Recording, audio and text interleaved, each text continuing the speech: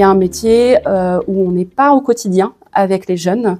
On n'intervient pas auprès d'eux directement, mais par contre, on est là pour se faire un petit peu le fil conducteur de tout leur parcours dans le dispositif. Donc voilà, parcours, c'est orientation, mais c'est aussi prendre en compte la globalité de la personne, de sa vie. Donc, on va parler effectivement de son quotidien, de son environnement, de sa famille, mais c'est aussi la question de sa santé, la question de ses loisirs, et puis bien évidemment la question de son envie et de sa motivation. On est coordinateur de parcours, mais au sein d'un établissement et d'une équipe pluriprofessionnelle. Donc, on va travailler autant avec les éducateurs, la direction bien évidemment, mais aussi les thérapeutes, les enseignantes. La deuxième chose qui est importante et qui nous prend aussi beaucoup de temps, c'est le travail de partenariat. Donc, on est sur entretenir, favoriser, construire. C'est un travail très riche, très intéressant. Bien sûr, c'est aussi tout le travail avec les familles et ça, c'est indispensable. Un jeune n'est pas seul, il a un environnement. Alors, Naïm est arrivé du coup en 2017 à l'âge de 6 ans à l'IME La Rivière. En temps partiel, donc 2 jours à Cholet et 2 jours à Chemillé au départ, et puis ensuite à temps plein sur la rivière jusqu'à l'année dernière, juillet 2025. Et il est actuellement à l'IME de Valette, en Loire-Atlantique. Alors, les moments clés dans le parcours du jeune, c'est quand il y a un changement. Les changements, c'est surtout quand il y a un changement d'un établissement à un autre. Par exemple, dans un parcours, chaque parcours est différent et n'est jamais linéaire. Et l'idée, c'est toujours de bien prendre en compte la personne dans ses projets, mais aussi dans ses capacités et ses besoins.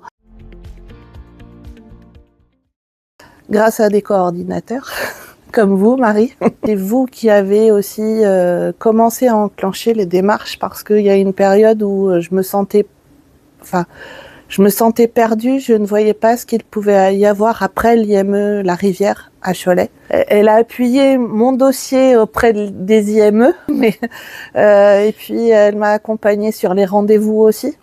On est allé visiter avec Naïm l'IME de Valette. Les difficultés, c'est de faire confiance aux équipes qui gravitent autour de Naïm, parce que on connaît pas les personnes et les personnes ne connaissent pas Naïm.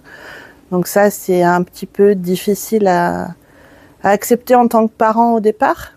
Je suis allé en maternelle à Molévrier. Ouais.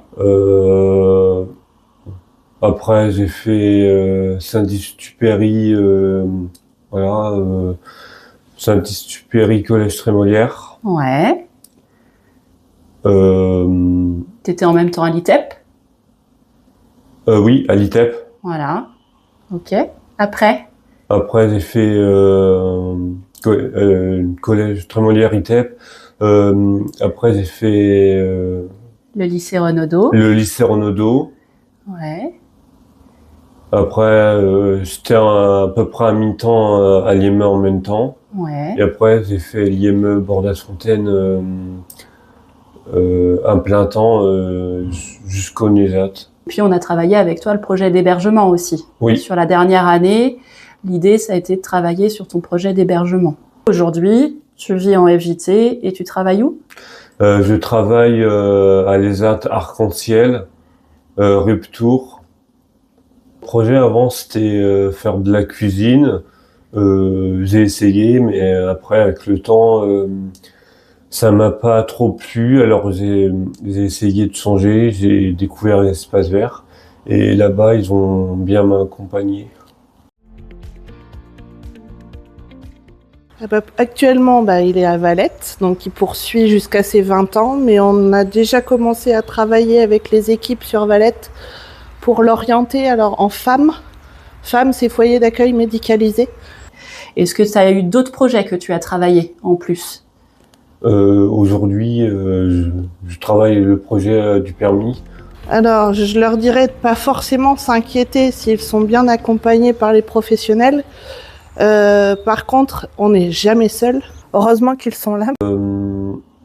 Il faut persévérer dans ces difficultés, pas abandonner, faut essayer de trouver quelque chose qui nous plaît après.